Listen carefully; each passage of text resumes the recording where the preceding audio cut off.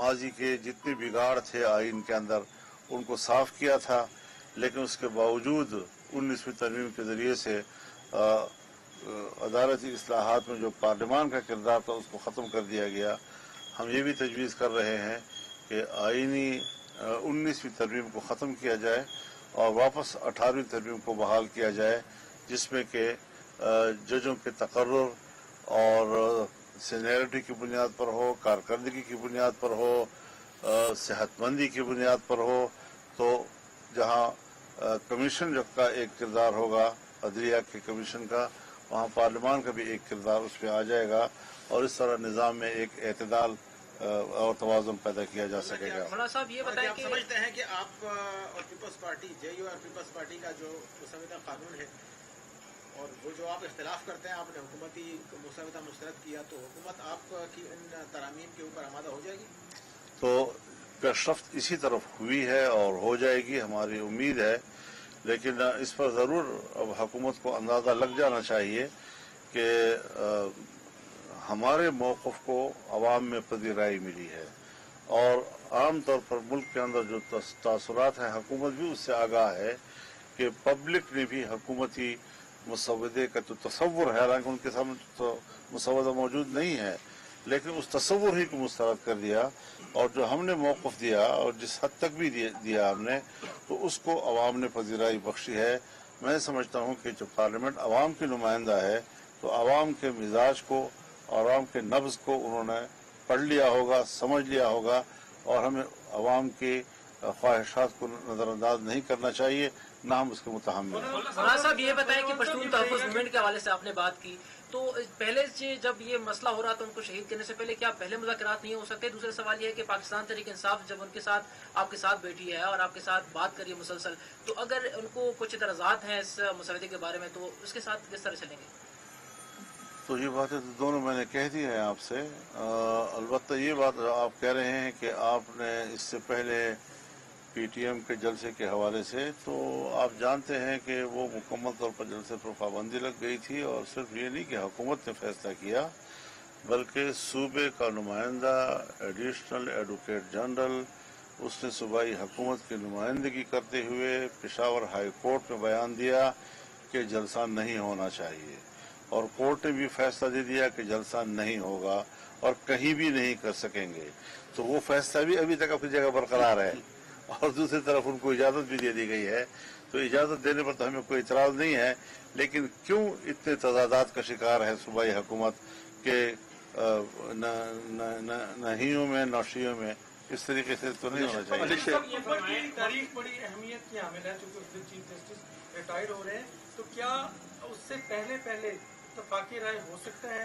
25 अक्टूबर से पहले क्या आईनी तरमीम आ सकती है और मंजूर हो सकती है? देखिए, एक चीज़ बुनियादी तौर पर जहन में होनी चाहिए कि ये जो हमने एक जज को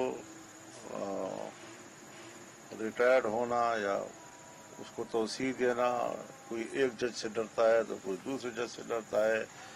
अदलिया को खुदा के लिए सियासत में तकसीम न करो, सियासी जमातों में तकसीम न करो।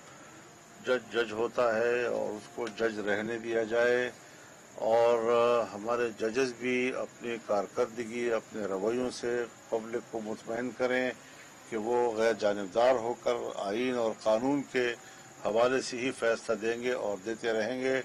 लिहाजा 25 अक्टूबर और 25 अक्टूबर की बातें रिटायरमेंट की तो है, तो ठीक है, रिटायर हो जाएंगे, लेकिन ये है कि निज़ाम तो चलना चाहिए और निज़ाम में तवाज़ुन पैदा करना है। हमने भी अदलिया का एतमाद बहाल करना है और अदलिया ने भी कौम का एतमाद बहाल करना है। आपने आज का कहा कि पहली मरतबा हुकूमत ने कुछ कापियां तकसीम की, क्या वो हुकूमत की तरफ से वो कंप्लीट मुसवदा था जैसे पाकिस्तान पीपल्स पार्टी ने पेश किया? एक और दूसरा, जेयूआई का जो मौक़िफ़ है खास तौर पे वो आईनी बेंच का है या आईनी अदालत का है इस वक्त लेटेस्ट सिचुएशन? अभी मैं इस बारे में कोई तबसरा नहीं कर सकता, लेकिन खुदा के लिए आईनी अदालत हो या आईनी बेंच हो, ये दोनों एक दूसरे के मुतबादल हो सकते हैं और इसमें अगर हमारा तनाज़ा ख़त्म हो सकता है तो ये इतना बड़ा इशू नहीं है। चाहे बेंच की सूरत में मामला तय हो या अदालत की सूरत में तय हो, بات اصولوں کی ہے کہ ہمیں عدلیہ سے وہ کام لینا ہے کہ جو ہمارے آئینی معاملات ہیں، سیاسی معاملات ہیں، ان کو ایک طرف کیا جائے تاکہ عدالتیں فارغ ہوں اور وہ لوگوں کے جو وہ کیسز وہاں پر پینڈنگ پڑے ہیں ان کو فارغ کر سکیں، ان کو فیصلے دے سکیں. جی وقار بھائی. مسودے کے بارے میں بتائیے گا مولانا.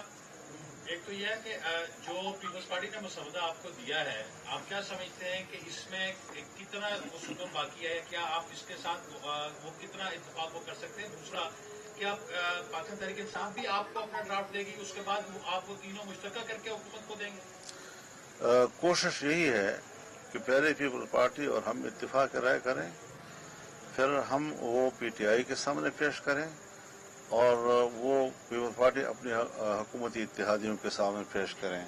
ترتیب تقریباً یہی طے ہوئی ہے اور اسی پہ ہم کام آگے بڑھا رہے کتنا ہیں. ٹائم لگے گا مولانا اس کے بعد؟ تو جس وقت بھی یہ معاملہ طے ہو جائے گا، تو ایسا تو نہیں ہے کہ ہم کوئی تاخیر کے شوقین نہیں ہیں، لیکن اگر ہم نے 18ویں ترمیم میں 9 مہینے لگائے تھے تو کم از کم اس کے لیے 9 دن تو دیے جائیں نا. پھر 25 آ گئے. مولانا صاحب کچھ خبریں ایسی بھی ہیں کہ آپ کی قانونی ٹیم نے بھی کوئی مسودہ تیار کیا ہوا ہے، کیا کہیں گے؟ تو اس میں کیا آپ کو کیا ہم اتنا بڑا کام کر رہے ہوں گے، ہمارے پاس کوئی چیز نہیں ہوگی.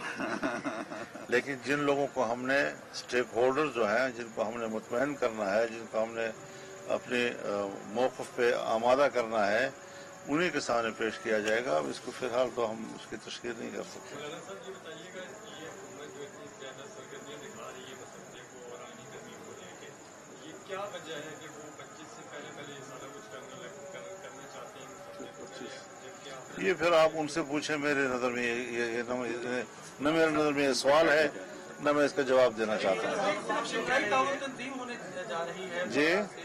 پاکستان میں اسلام آباد میں شنگھائی تعاون تنظیم ہونے جا رہی ہے، جس پہ آپ کے دوست ممالک آ رہے ہیں، اس کا آپ کیسے خیر مقدم؟ ہم دل و جان سے ان کا خیر مقدم کریں گے. وہ ہمارے مہمان ہوں گے.